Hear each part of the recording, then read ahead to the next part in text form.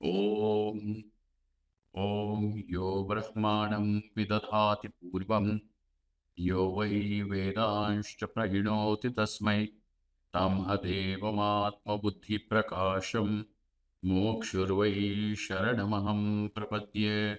ॐ शान्तिः शान्तिः शान्तिः। ॐ नमो ब्रह्मादिभ्यो ब्रह्मविद्यासम्प्रदायकर्तृभ्यो वंश ऋषिभ्यो महद्भ्यो नमो गुरुभ्यः। सर्वोपप्लवरहितः प्रज्ञानघनः प्रत्यगर्थो ब्रह्मैवाहमस्मि ब्रह्मैवाहमस्मि। ओम् वेदान्तार्थविभासकाय गुरवे शान्ताय सन्न्यासिने नानावादीनगेन्द्रसङ्गपवये योगीन्द्रवन्द्याय च मोहध्वान्तदिवाकराय भगवत्पादाभिधां बिभ्रते तस्मै भाष्यकृते नमोऽस्तु सततं पूर्णाय बोधात्मने।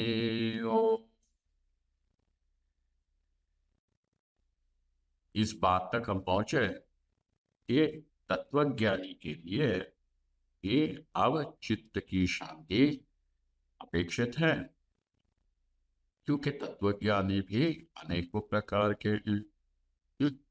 यद्यपि सबका अनुभव यही है कि आत्मा ब्रह्म है और समग्र दृश्य इस आत्मा में एक स्वप्न की तरह कल्पित है, ये सबका अनुभव है।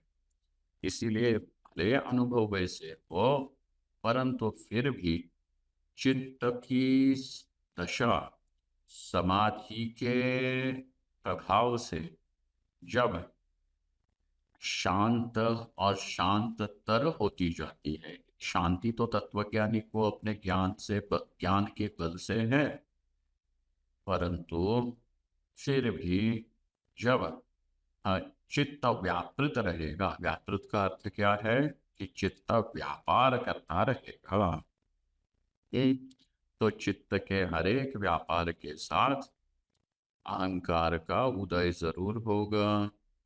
उस अहंकार के साथ किसी न किसी प्रकार से क्लेश जुड़ा ही रहता है। इसीलिए अब ऐसे अहंकार आदि सारे क्लेशों की शांति के लिए समाधि की अपेक्षा है, और वो भी असंप्रज्ञात समाधि की अपेक्षा है। ऐसे हमने पूर्व में देखा। अब तस्य च समाधेः गवादिष्वैव वांग निरोध प्रथमा भूमि। अब उस समाधि का जिसको हमने पहले भी देखा है, अब उसी बात को पुनः, क्योंकि बीच में बहुत सारी चर्चाएं आ गई, तो उसी बात को, कौन सी बात, जो मंत्र उठाया था कि इस समाधि के लिए क्या अपेक्षा है, किस किस प्रकार से की जाए, क्या साधन है, तो कहा कि यच्छेद्वांग मनसि प्राज्ञः तद्यच्छे शानमात्मने शानम आत्मनि महती यच्छे तद्यच्छे शांतात्मनि। तो शांतात्मा में अब सारा लय हो जाए। हाँ, तो कहा कि चार भूमिकाओं में से चलना पड़ता है। तो प्रथम भूमिका है वांग निरोध नाम की भूमिका। वाणी का निरोध, वाणी क्या है, तो कर्मेंद्रिय है।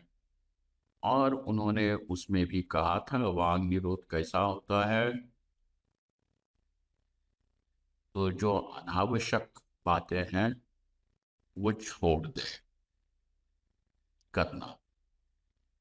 पहले तो ये बात हम लोगों ने समझ लेनी चाहिए कि बात करनी कितनी है, करनी क्या है और करनी कैसी है। ठीक है, तो भगवान श्री कृष्ण तो ये कहते हैं कि देखो, वाणी का तप जो है वह भी ऐसा ही है। वाणी के तप में क्या है, सरिता तुम्हारे पास भगवत गीता है? हाँ जी स्वामी जी। चलो 17वां अध्याय खोल के वाङ्मय तब बताओ क्या है। जी स्वामी जी।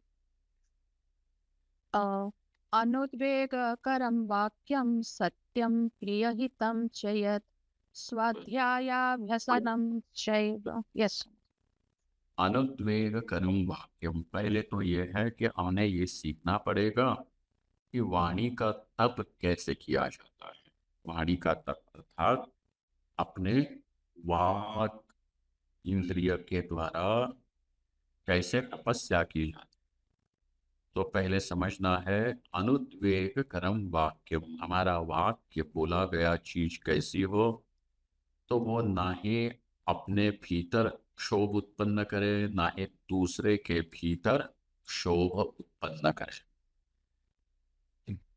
अगर तुम्हारी वाणी में ये क्षमता है कि जो अशांत और क्षुब्ध है उसको शांत कर सके, तो तुम्हारे वाणी में प्रसाद नाम का गुण है। ठीक है, तुम्हारे वाणी में क्या है? प्रसाद नाम का गुण है। जैसे वाचस्पति मिश्र भगवान शंकराचार्य के लिए कहते हैं भाष्यम प्रसन्न गंभीर। हाँ, वहाँ पे प्रसाद है, स्पष्टता है, तो वो प्रसाद रूप है, स्पष्ट होगा, शांत होगा। ठीक। तो इस प्रकार अगर तुम्हारे वाणी में वो गुण है तो अच्छी बात है।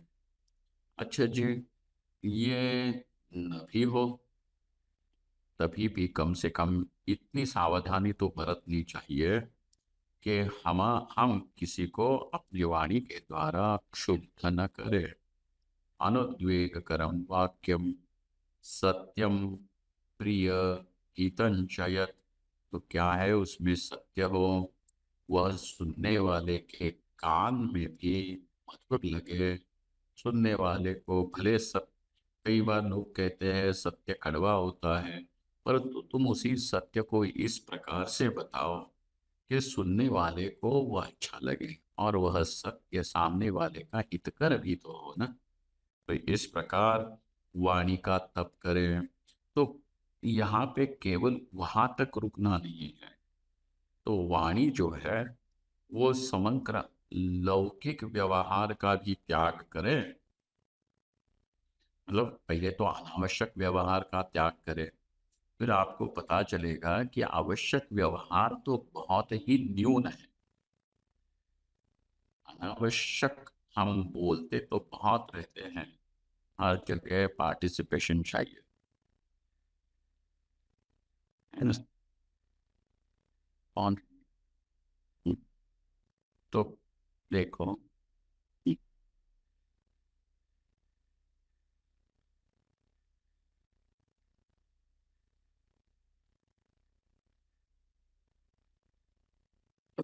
तो क्या है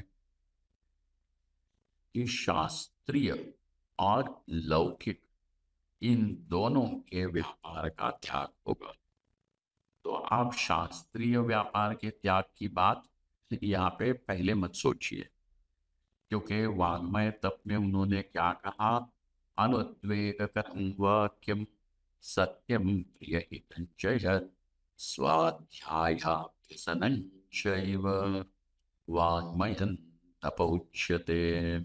वाङ्मय तप किसको कहा?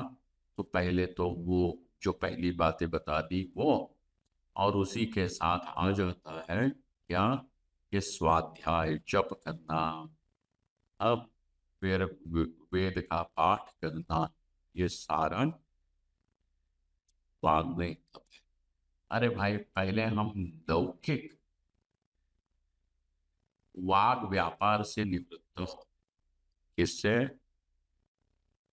लौकिक वाग व्यापार से निवृत्त हो। फिर जब आप समाधि अभ्यास के लिए बैठोगे, तब आपको वेद पाठ नहीं करना है, तब जप भी नहीं करना, परंतु तब जप से ही समाधि में जाने की विधा भी है। प्राणायामम प्रत्याहारम नित्याहन्य विवेक विचारम चाप्य समेत समाधि विधानम। पूर्वावधानम महदवधान, बड़े सावधानी से जप के साथ आप समाधि का अभ्यास करो। तो पहले संप्रज्ञात समाधि के लिए तो जप चाहिए, और संप्रज्ञात समाधि ही जब वो तंभरा प्रज्ञा को जन्म देगी, उस तंभरा प्रज्ञा के द्वारा अब संप्रज्ञात समाधि का अभ्यास हो सकता है, ये हम सब लोग जानते हैं। इसीलिए पहली बात वांग निरोध में क्या आई, तो वांगमय तप करे। फिर दूसरी बात यह आई कि लौकिक वाग व्यापार को त्याग दे, अनावश्यक वाग व्यापार को त्याग दे। और अब आवश्यक कितना होगा, बहुत न्यून, बहुत कम होता है। हाँ, और वो आवश्यक वाद व्यापार आपको समाधि के अभ्यास के समय ही करना चाहिए क्या? कोई जरूरत नहीं। इसीलिए प्रथम भूमिका क्या है, वांग निरोध नाम की प्रथमा भूमि। उस उस भूमि को समझाने के लिए उन्होंने क्या दृष्टांत दिया? समाधे अश्वादि इव, गवाश्वादि इव, गाय घोड़े की तरह, जैसे गाय घोड़ा चबाता रहता है चुपचाप,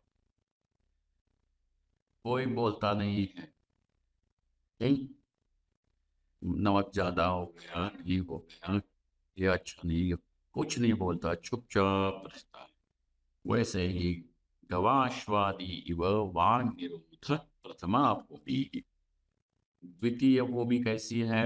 यच्छेद्वांग मनसि प्राज्ञः तत् यच्छेद ज्ञानम ज्ञान। ज्ञानमात् तो मन को कहाँ खींचना है? अहंकार में। ओके, तत्पद से मन आ गया, उस मन को कहाँ यच्छेद?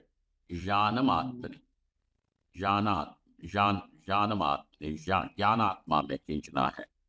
तो वो ज्ञानात्मा में खींचा गया मन कैसा है? बाल मूढ़ातीशो इव निर्मनस्वम द्वितीया। जैसे कोई नन्हा शिशु है, आ, उसकी कैसी वाक खींची, वाक मतलब क्योंकि वागेंद्रिय के जो गोलक है वो पूरी तरह से अविकसित नहीं होते हैं, इसलिए वो बोल नहीं सकता है। वैसे ये बाल मूढ़ादिषु इव निर्मनस्त्वं द्वितीया भूमि। तंद्रा तंद्रायाम इव अहंकार राहित्यम तृतीया भूमि। एक तंद्र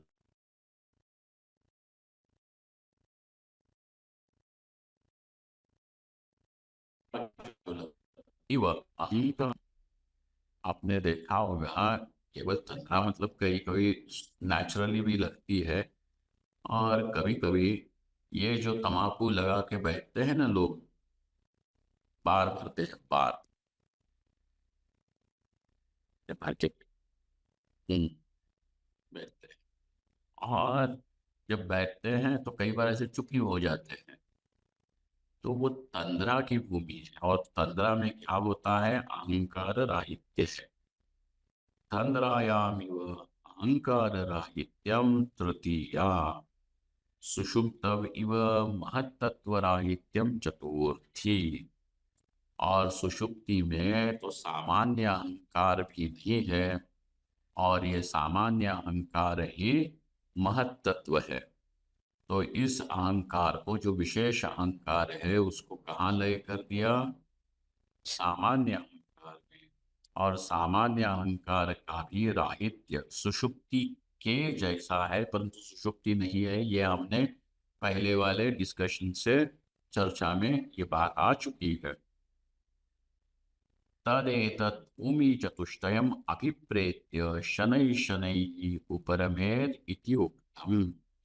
और इसी बात को कि इन चार भूमिकाओं को पार करने के लिए वहां पे शनैः शनैः कहा है। वहां पे शनैः शनैः का अनुवाद क्या कर लेना चाहिए? क्रमशः। शनैः शनैः मतलब धीरे धीरे, ये नहीं कि आज हो गया तो हो गया, नहीं हुआ तो नहीं हुआ, इस प्रकार से उपेक्षा बुद्धि से साधन भजन नहीं करना है। जो जो साधन ऐसा नहीं करना उपेक्षा से, क्योंकि उन्होंने कहा है कि सत्कार नैरंतर्य सत्कारा सेवितो दृढ़कोमि ही। निरंतरता से किया हुआ और कैसे सत्कार के साथ किया हुआ साधन ही दृढ़ भूमि बनती है। अब इसीलिए आज हुआ नहीं हुआ जाने दो, क्या करना है, ये सब टाइम पास है, लेकिन बोला है तो करना भी पड़ेगा। इस प्रकार से अमनस्क हो करके नहीं करना चाहिए। परंतु वो वशिष्ठ जी ने जैसे कहा कि दांत रगड़ के, हाथ रगड़ के, पूज्य गुरुदेव का एक वाक्य है, बड़ा अच्छा लगता है। Pull your socks, tighten your belt, हाँ, वेयर योर बूट्स, ऐसे क्या एक वाक्य से कोई, तो ऐसे लाइक अ सोल्जर उसमें लग जाओ। कार्यम व साधये देहम व पातये, या तो मैं उस कार्य को सिद्ध करूंगा अथवा अरे चाहे शरीर ही क्यों न गिर जाए। इति शनै शनै ही उपरमेत् इति उक्तम। अगर आपको वो याद है श्लोक, तो वो श्लोक कैसा है? शनै शनैरुपरमेत् बुद्ध्या धृतिगृहीतया आत्मसंस्थं मनः कृत्वा न किंचिदपि चिंतयेत्। है ना? अब आगे क्या श्लोकार्थ है, क्या ये विचार करना चाहिए। अत्र च उपरमे धृति गृहीता बुद्धि ही साधनम। कैसा है? बुद्ध्या धृति गृहीतया। धृति मतलब धारण करना, पकड़े रहना, बिखरे नहीं देना। जैसे कोई घर का एक पुरुष होता है जो अपने घर को, या तो घर की जो स्त्री होती है वह माँ, अपने घर को बिखरने नहीं देती, टूटने नहीं देती। हाँ, सारे संकटों का, सारे जितने भी लोगों के क्या बोलते हैं वो मतांतर, मतभेद वगैरह होते रहे, लेकिन फिर भी किसी न किसी प्रकार से अपने घर को संभाल के रखता है कोई घर का पुरुष। वैसे ही वो जो धृति है, वैसे ही यहाँ पे एक धृति होती है। भगवान श्री कृष्ण भी इस धृति को कहते हैं कि सात्विक, राजस, तामस, इस प्रकार की धृति होती है। ओके, खैर, ऊपर में ये यहाँ पे उपरम करने के लिए शनै शनै के ऊपर में, तो उस उपरम में क्या है? बुद्धि का धृति युक्त होना, यही साधन है। धृति गृहीता बुद्धि ही साधनम। महदहंकार मनोवागादीनां स्वतएव तीव्र वेगेन बहिप्रवहतां कूलंकषायाः नद्याः इव निरोधे धैर्यं महदपेक्षितम्। कहा कि महत, अहंकार और मन, वाक, ये सारा उसी इस ये वेग है, वेग यही वो नदी है। महद, अहंकार, मन और वाकादि नाम स्वतएव तीव्र वेगेन, और ऐसे भयंकर वेग से बहने वाली ये नदी है। और वो कहाँ जाती है? बाहर की ओर। बाहर की ओर मतलब सदैव अनात्मा में उसकी प्रवृत्ति होती है। तो तीव्र वेगेन बहिः प्रवहताम, और इस नदी का एक बात यह है, कूलंकषाया नद्या इव। ये नदी कैसी? कुलंकषा नदी है। कुलंकषा मतलब जो नदी के दोनों तीर हैं, इन तीरों को तोड़ती हुई चलती है। आपने देखा होगा बड़े बड़े नदी के जो वो होते हैं, क्या बोलते हैं, किनारे, हाँ, किनारे, Banks, banks, बैंक्स उसको, हाँ, bank. Banks of the river. Correct, उसको तोड़ती हुई वो चलती है। देखा होगा। आजकल तो वीडियोस भी बहुत आते हैं। यहाँ उत्तराखंड में तो हर वर्षा ऋतु में कुछ ना कुछ गंगा जी बात करती है कहीं ना कहीं, और उसके सबके आते हैं, परंतु उन लोगों को घबराने के लिए भी ज्यादा दिखाने चाहिए। खैर, एनीवे, तो क्या है, वो कुलंकषा नदी है। ये दोनों अपने कुलों को, कुल मतलब बैंक्स, तीर, तट। अच्छा, अपने ऋषिकेश में भी जब गंगा जी का बाढ़ पानी चढ़ता है, तो आपको कल्पना नहीं कि इस पानी में इतना भयंकर वेग होता है। ये जो दयानंद आश्रम ने कई बार घाट बांधा, कई बार उसको तोड़ दिया है, कई बार तोड़ा है। आने को बार मैंने भी देखा, अपने सामने बनता हुआ भी देखा, टूटता हुआ भी देखा, पुनः बनाते हुए भी देखा। अब फाइनली सरकार ने वो जो कुछ बनाया है वो तो ठीक है, परंतु उसमें भी उन्होंने बड़े बड़े स्टोन स्लैब्स लगाए हुए हैं, लाल पत्थर के, है ना, फर्श बिछाई हुई है। और वो एक एक पत्थर इतने बड़े बड़े और इतने हेवी है, फर्श के भी, उनको उखाड़ती है नदी। और केवल उखाड़ती नहीं, बहा के ले जाती है, कहीं को नहीं मिलते। तो इतना वो कुलंकषा नदी भयंकर होती है। अब कोई ये सोचे कि इस नदी को मैं रोक दूं, हाँ, रोकना जैसे मुश्किल है। कुलंकषाया नद्या नद्याः इव। अब कोई इस प्रकार की नदी को यदि रोकना चाहेगा तो क्या चाहिए? धैर्यम महदपेक्षितम। भयंकर धैर्य की आवश्यकता है, अतिशय धैर्य की आवश्यकता है। ठीक है, महद महद धैर्यम अपेक्षितम। इस करेज, इस मतलब पेशेंस भी उसमें है, केवल करेज मतलब ये नहीं।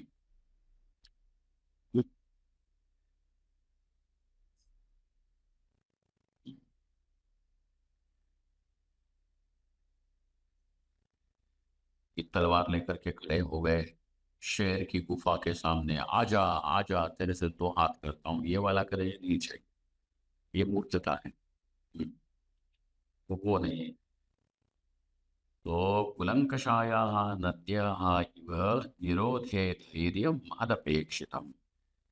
बुद्ध्या धृति गृहीतया, तो धृति शब्द का अर्थ धैर्य है, और वो भी महत है। और उस धैर्य का, धैर्य किस प्रकार का चाहिए? तो ऐसी कुलंकषा नदी के लिए भी, अगर उस कुलंकषा नदी को बांधना हो, रोकना हो, तो जिस प्रकार के धैर्य की अपेक्षा है, उस प्रकार का धैर्य इस महत अहंकार, मन और वाक, इस प्रवाह से बहने वाली इस नदी को भी रोकने के लिए वैसा ही धैर्य चाहिए। ऐसा हमको धृति शब्द से पता चला।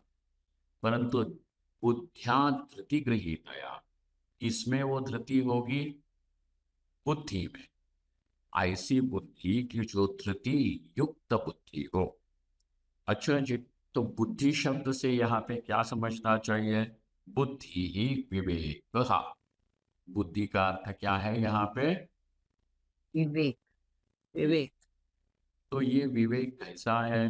तो कोई कहेगा अरे विवेक मतलब आत्मा अनात्म विवेक ही। कहते हैं नहीं छे, विवेक भी अनेकों प्रकार के होते हैं। विवेक का एक ही स्वरूप थोड़ा होता है। विवेक का अर्थ ये होता है उसका विवेचन करना, उसको अलग अलग करना, है ना।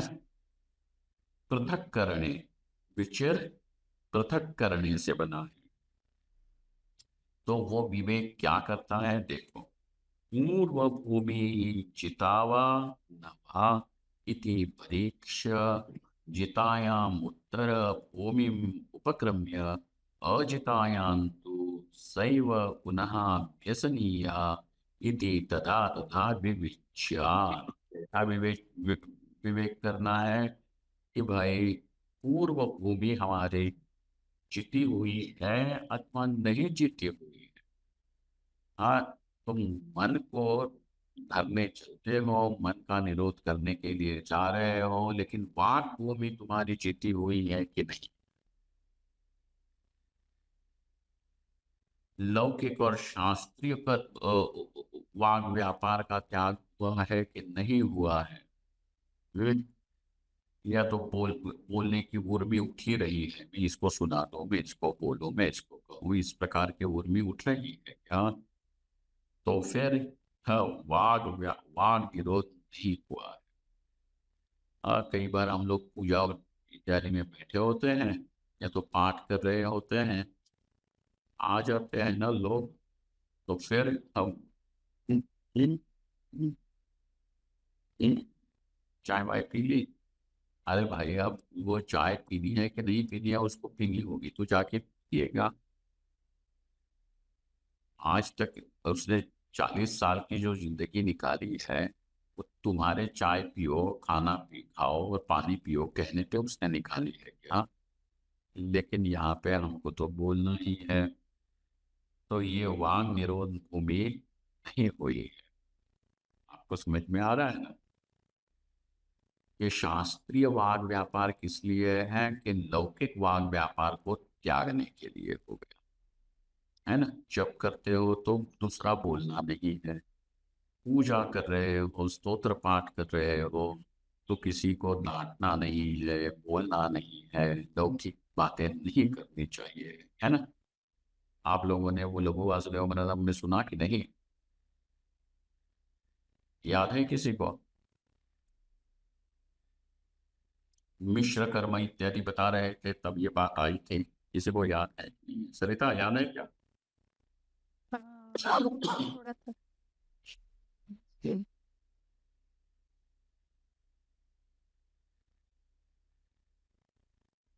क्या तुम्हारा वाद निरोध हो गया क्या। यही स्वामी जी मेरा स्पीकर ये लगे सबका नहीं हुआ। वाद निरोध ही हो गया या। अभी नहीं हुआ स्वामी जी। याद है क्या वो मिश्र कर्म इत्यादि बताते हुए उन्होंने कहा था। हाँ स्वामी जी, थोड़ा थोड़ा याद आ रहा है एग्जैक्टली व्हिच वन है। हाँ, एक होता है पुण्य कर्म, एक होता है पाप कर्म, और एक होता है मिश्र कर्म। मिश्र कर्म। हाँ, आप समझो कि पूजा इत्यादि करना, जप करना, पाठ करना, ये क्या है, पुण्य कर्म है। पुण्य कर्म। हाँ, वो करते करते यदि आप लौकिक बातें करने लग जाओ, हाँ पूजा कर रहे हैं और सहस्र शीर्षा पुरुष, और बीच में फोन आ गया, अच्छा हाँ, अगर पत्राव कभी येता है, वो चल रहा पत्राव कभी येता है। हाँ, यहाँ पे फिर कहाँ हो गया, सहस्र शीर्षा पुरुष फिर से। ये इस प्रकार का जो है वो क्या है, मिश्र व्यापार है, और वो मिश्र कर्म होने से उसका फल भी मिश्रित ही होगा, पाप पुण्य मिश्रित होगा। तो जो शास्त्रीय वाग व्यापार है वो लौकिक वाग व्यापार को त्यागने के लिए। तो क्या देखना है, विवेक किस प्रकार का है, पूर्वा भूमि चिता चिता वा न वा, कि जो पूर्व भूमि है उसके ऊपर हमने स्वामित्व पा लिया है कि नहीं पा लिया है। इति परीक्ष्य चितायाम, अगर जीती हुई है ऐसे तुम्हें लगता है, तो उत्तर भूमिका में तुम अपना उपक्रम करो, जाओ। अचितायाम तुम, यदि पूर्व भूमि तुमको जीती हुई नहीं लगती है, तो क्या करो, उस पूर्व भूमि को ये मजबूत बनाने में लग जाओ। पूर्वा भूमि चितावान वाइति परीक्ष चितायाम उत्तर भूमि उपक्रम्य अचितायां तो साएव पुनः व्यसनीया इति तदा तदा विविच्य। यही विवेक है, और यही विवेक वहां पे बुद्धि शब्द से भगवान कृष्ण को अभिप्रेत है। ठीक है, क्या है, शनै शनैरुपरमेत् बुद्ध्या धृतिगृहीतया। अब शनै शनै का अर्थ हो गया क्रमशः। अब वो भूमिकाओं को पार करते हुए शनै शनै ही। फिर धृति का अर्थ क्या हो गया? धैर्य। ऐसा धैर्य कहाँ होना चाहिए? बुद्धि में। उस बुद्धि का अर्थ क्या हुआ? विवेक। विवेक और विवेक कैसा है? कि पूर्व और उत्तर भूमिकाओं का विवेक करने वाला ऐसा जो विवेक है, वह विवेक यहाँ पे बुद्धि शब्द से है। और इस बुद्धि से अब तुम अपना साधन भजन करो। अजितायाम तो सैव पुनः व्यसनीया इति तदा तदा विविच्यात्। आत्मसंस्थम इत्यादिना सार्धश्लोकेन चतुर्थभूमि अभ्यासोऽपि स्मृतः। आत्मसंस्थम मन कृत्वा न किंचिदपि चिंतयेत्। वहां पे चतुर्थ भूमिका कौन सी है? शांत आत्मा में मद आत्मा का लय कर देना। सामान्य अहंकार को भी कहाँ पे उसको खींच लिया? प्रकृति में खींचा कि सच्चिदानंद में खींच लिया? सच्चिदानंद हाँ, वहां पे।